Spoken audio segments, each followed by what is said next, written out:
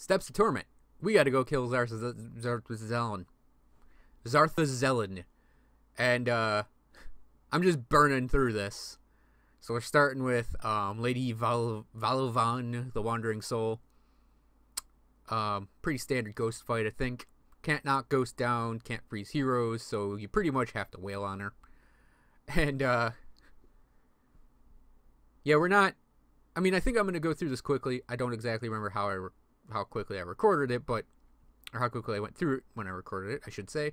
But we're probably going to have Steps of Torment and fighting Lutra in this video. I should have fought Lutra first, in all honesty, because you get the stat point out of it. But, oh, goody. We have a cold guy. Chillheart is the cold undead guy. Got a bunch of frost revenants around him too. Kind of pain in the ass for a cold, predominantly cold character to be using.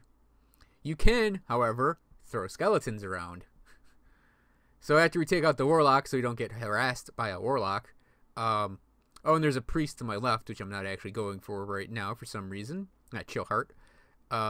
Yeah, we're gonna be going after Chillheart. He's probably gonna take a little bit to kill. Because just Chillheart, and he's cold and undead, which means super cold resistant.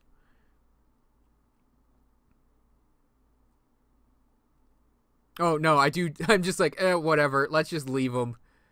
It'll take way too long to kill him. So, yeah, I just run through here. I do skip that hero as well, because I'm just like, you know what, I want to get through the Steps of Torment and get to the rest of the game. Chillheart would take forever to kill. Let's just move on. It happens all the time. Or I shouldn't say it happens all the time. If I'm not recording my battle mage and I encounter a cold guy, I will actually stay and fight it. But just for entertainment's sake and for brevity's sake, yeah, we skip Chillheart there. Sometimes you just gotta do that. So Lord Uldrakan, I don't skip. Because Swift is only frightening if you're a caster. Because they'll just noom right after you. But when it's just, like, him... Oh, we got another hero down here. When it's just him, it's like, you might as well... Or I should say, if you're tanky, you might as well just take him out. Because Swift isn't that bad. It wouldn't be suffix in this game. Affix in this game. Would it be FX? The Swift FX? Yeah, I guess it would be. And I didn't actually read who this was, but I'm assuming I'm just killing everything around him before I go after him. He looks like Servant Adri. Oh, the Blood Drinker, Tenebris.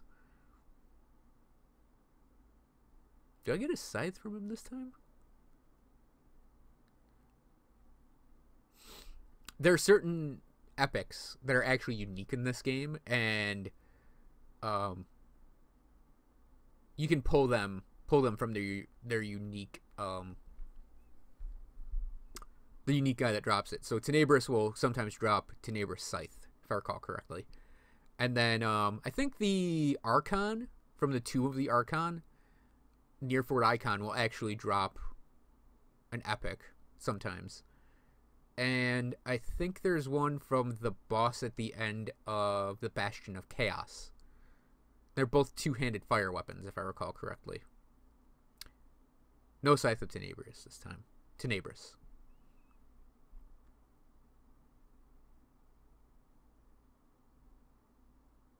Scrap, always helpful though. So, yeah, I think I'm just gonna include all of the steps, because we have that insane shrine to go through at the end of this. I just did it with my Elementalist. On Elite, and it was like lots and lots and lots of high-pitched screaming and running back and forth. But it wasn't actually that bad. The only problem with my Elementalist is his defenses aren't that great, so he pretty much relies on hit points and health potions to stay alive. And that feels a little sloppy to me, but I think I'm spoiled by the Arcanist tree. In all honesty, I've grown to, like, my Sphere of Protection, even after they nerfed it, is still like really, really good for damage mitigation. And then you have like Mirror of Arachtes, where you just get 3 seconds to act completely free and not die. And then you got like Electra's Flash Freeze, which, yeah, it doesn't freeze heroes, but it freezes everything else except for Frost Revenants. But you've also got Kalidor's Tempest when you use it with Wrath of Agravex, which knocks things down, including heroes. So it's like, oh, and then if you're using Trojan Sky Shard, you can tick a point in Frozen Core and get another freeze. And it's just like, oh, here's a crap ton of control abilities that one tree provides you, like control and defense abilities that just one tree provides you, and it's just really, really, really effective. So it's like I'm a bit spoiled by it, because I use the Arcanist with a lot of builds. Obviously my Battle Mage and my Battle Mage. I don't know why I fought all those ads if I was just going to give up. I think I was just frustrated at this point. And I'm like, oh, right, I have this insane fight coming up, so let's just move on. I could have probably taken down Lord Harris, but obviously can't go back now. Yeah, I think I encounter every undead hero in this run-through, actually.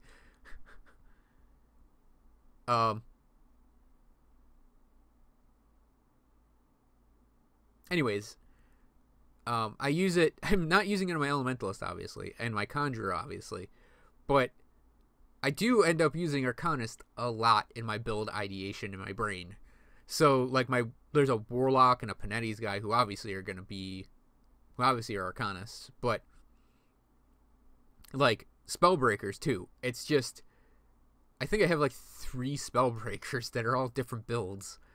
And it's like, why are they Spellbreakers over Blade Masters? Because I like the Arcanist tree more than the Soldier tree. But it's like, the Arcanist tree just provides so much in terms of defensive ability, which is kind of weird to say now, because initially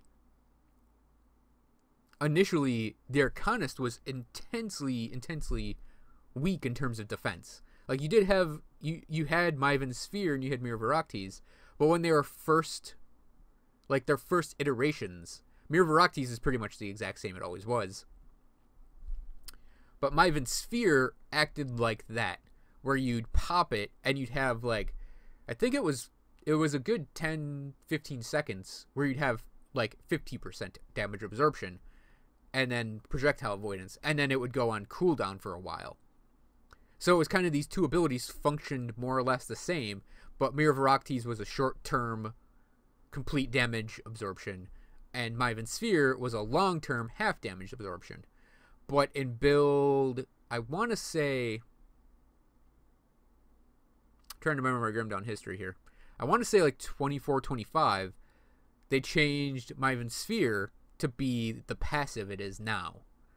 And that completely changed the Arcanist tree.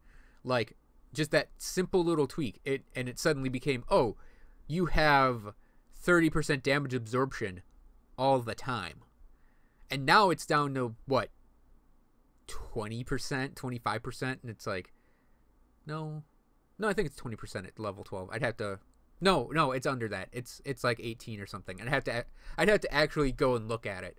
But it's like, it's still a ridiculous amount of damage absorption for free. Because in the Arcanist tree, you end up with a ton of regen. And with a ton of regen, you just don't care about having, like, that type of energy bar. I mean, granted, if you have, like my Albrecht's Aether Ray guy, he has, like, 6,000 energy, and a tiny bit of it is taken up by his passives. But it's like, this guy, like, half his energy bar is taken up by his passives, and it just doesn't matter. So, yeah, the Arcanist tree was originally the weakest in terms of defense. And actually, it was a pretty weak tree to begin with.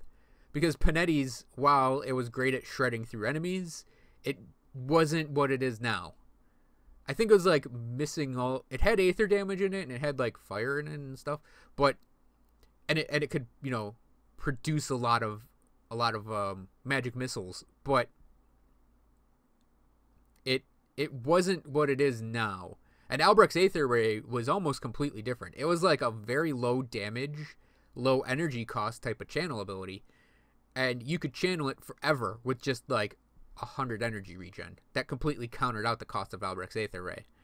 So Albrecht's Aether Ray now is like, oh, it costs, 1,300 a tick for my character, and I have like 300 energy regen, and not bad mitigation on it, but still, it's like you gotta take care on your energy regen. So, but now it also deals like, my peak damage on my Albrecht's Aether Ray guy is like 37k.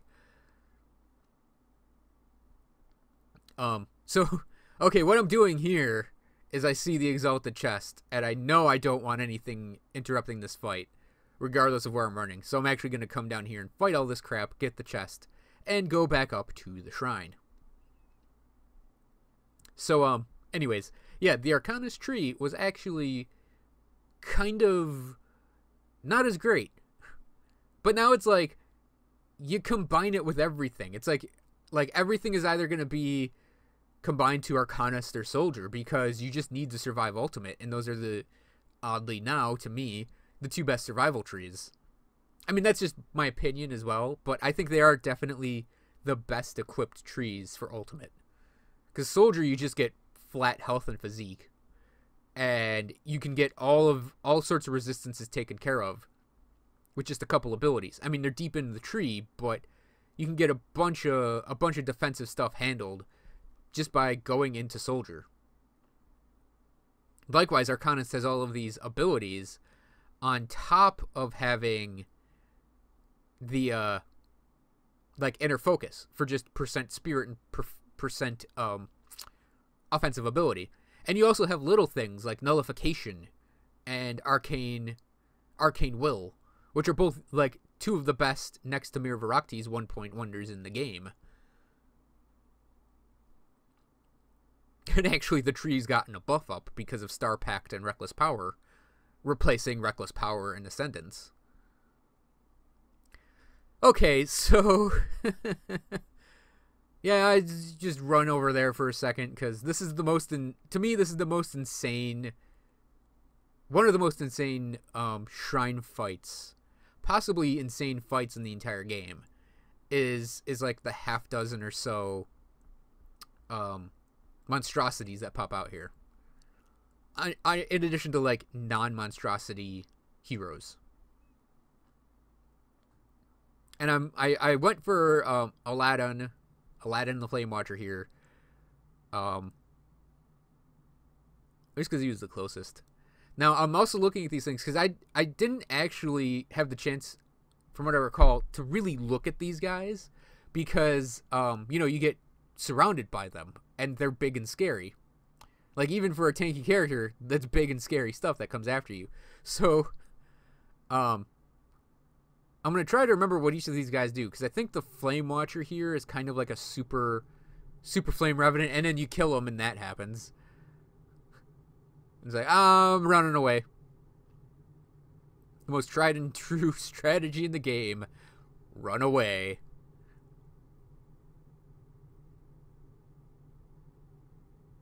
Because it looks like there's this other skeletal hero in here, and he looks a lot like a... Yeah, I think... No, it's not Flamegore. Flamegore is the big monstrosity. He looks a lot like a Captain Urzat's Kilrian. Yeah, Lord Tenathon here. Oh, he's different. That big circle was his. Interestingly enough, I don't know that I fought him before. I think this is really the first time I've actually fought Lord Tenathon. So, at least from what I can recall. Who knows, maybe he's only involved in this shrine fight. Or he's just involved in a certain thing later on. Or, I mean, he could just be a guy for the shrine, because he seems very much like Kilrian. Like a Kilrian XP. Yeah, so skeletal monstrosities are very, very scary. They have that, like, double overhead, like they'll do a double swipe, and that thing can actually kill some characters off in one shot. And then they have like the big 3-claw or 2-claw swipe, might be 2 or 3, and that can actually kill characters outright if you get hit by multiples of them. But I mean, the battle mage is doing pretty good. It's still an insane fight, though. You know what? I think the last boss on Ultimate's more insane. But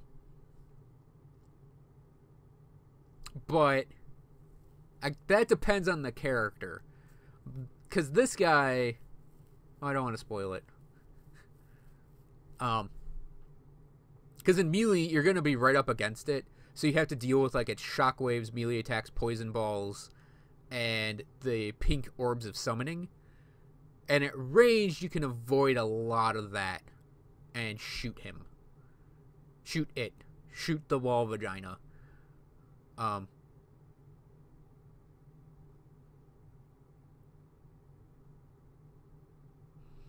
So yeah, every time you just kill a hero, you just spawn more skeletal monstrosities. I think this is more of an endurance fight than anything. Because you're just fighting so many of these things, and they're just so strong and high damage that it's like you're gonna be running away regardless of the character you're playing.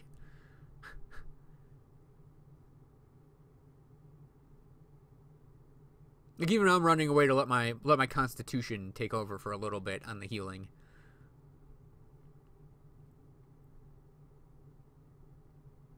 Now, it's always been my opinion that healing is fine, but it's a little on the sloppy side. It's weird for me to explain. It's kind of like the concept of I don't mind like heavy trading to get characters the items they need, as opposed to self-finding. So, like, but it's almost the opposite, where I resist trying to use healing potions. I don't even know why I have that idea, where it's all about, like, using the character's defenses and DPS to avoid having to, like, drink healing potions constantly.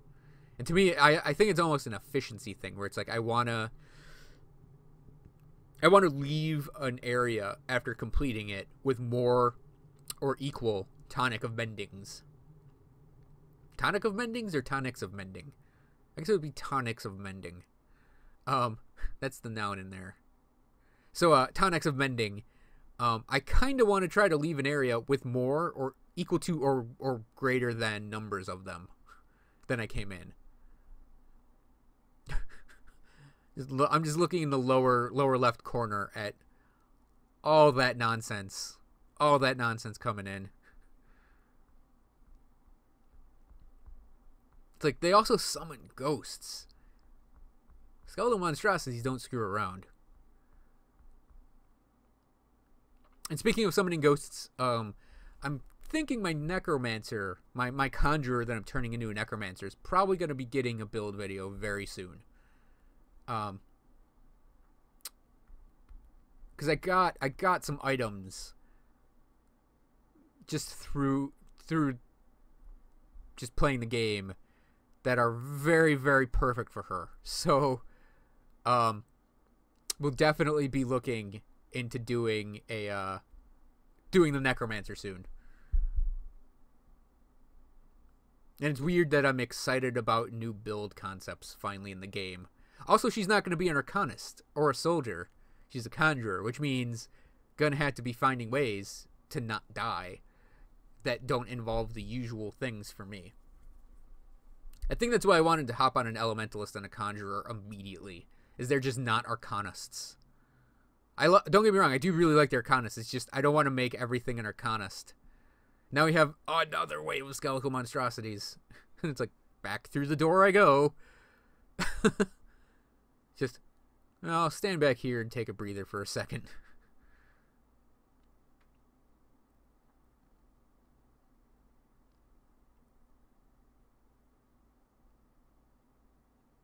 But I do believe this is the last wave of them.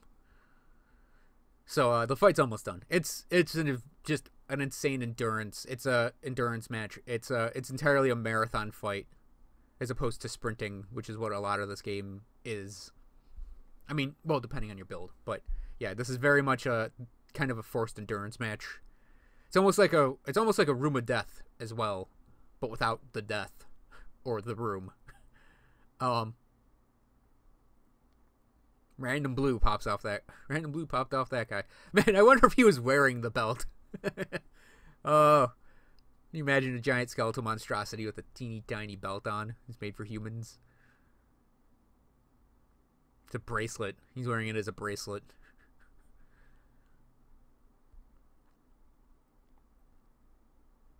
Oh, almost done. Almost done.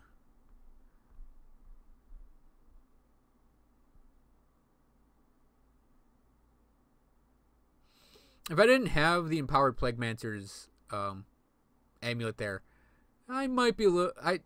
I'd be less ticked that I got that blueprint again.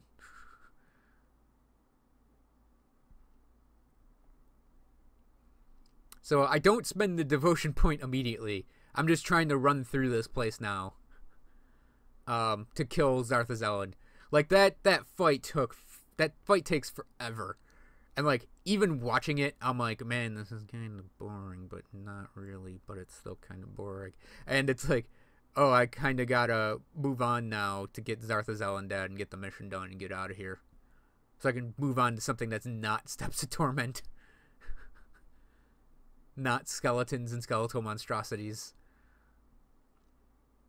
Now I actually like that the Battle Mage can wade through things just insanely. Just insane clusters of enemies. You can just run through them like oh, I can just not take the damage or take a little bit of damage from you and get to where I need to go.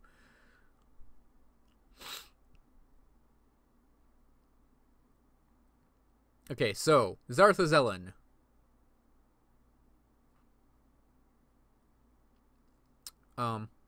He is, like every other boss fight I do, pretty much an elite and ultimate.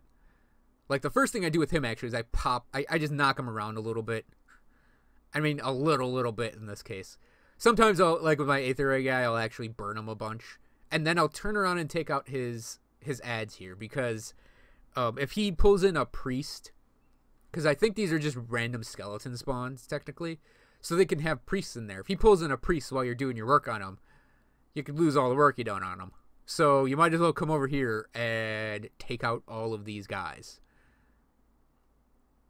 Plus, it makes things a little easier for actually wailing on him when you don't have to worry about, 24 skeletons coming in to fight you. And now he's just smack him around, just drop the rocks, slap him in the face with a sword, and try to out defense the fire underneath you. And I mean, Grand Priest Zarthazellan, this is one of those fights where I've done it way too many times. And I might just skip by it because, like, Zarthazellan to me is so just him. Like, he throws out that, like, triple ball of fire. He can put, and I think that's what causes the dot underneath you. And then he has, like, this aura on himself. And no, not the triple fire. He has that thing that's almost like a Granado.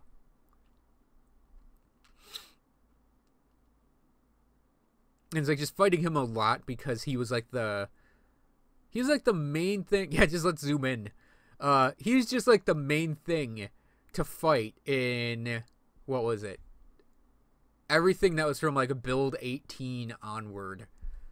No, wait, when was Steps of Torment added? It had to have been, because I started playing the game in build 18, I think. And I think it was in the game at that point. So I think it was build 18. It was build 18-19. It was when they added two-handed weapons in, but before the Arcanist was added in. Yeah, it's that old a dungeon. It and Hallowed Hill were the two main farming spots way back in the day. And Hallowed Hill might not be a bad place to go in Ultimate. I don't remember what the level cap is in there. But it might be a not bad place to go if you want something quick and easy. Well, I mean, maybe. It all depends on what you want out of your farming areas. And I don't remember the level it actually caps out on in Ultimate. I should do a video on it just to see what it's like in Ultimate. I still got to do that Secrets of Grim Dawn video. That'd probably include Hallowed Hill regardless. But yeah, way back in that day, back in my day, Hallowed Hill was like the main farming spot that was easy to get to, and this is the more difficult, complicated farming spot to get to. And you could go into the Gates of Anguish as well. But I never did it way back in the day because it was actually really, really difficult way back then. It's like Bastion of Chaos is now in Ultimate, where it's like, oh, you can just die instantly and easily in there. But, yeah, after I played it a lot before the Arcanist was added in. Then I played it a lot after the Arcanist was added in. Specifically this dungeon and fighting Zarthazelen. Because I could actually take him down really, really quickly, even with the Aether Ray back then. The way the Aether Ray works now, it's like, he's just a single purple name that just burns down with the beam. This is just a really long video. Just really long fights. Because we just had a ton of enemy heroes to fight through. Then we had that shrine and now this. But yeah, anyways, Necromancer's on my list coming up to record. And the Secrets of Grim Dawn video. Just going in all those little, like, additional places. Out of the map places. And then, like, Hallowed Hill and Ominous Lair. Those sort of things. Like, the not obvious places to go to look at stuff. Yep, and that's Zarthazelen. So, that'll about cover this video. Thanks for watching, everyone. I hope you enjoyed it. It was a really long one with me talking about stuff. Lots and lots of stuff. So, thanks for watching, everyone, and I'll see you guys next time.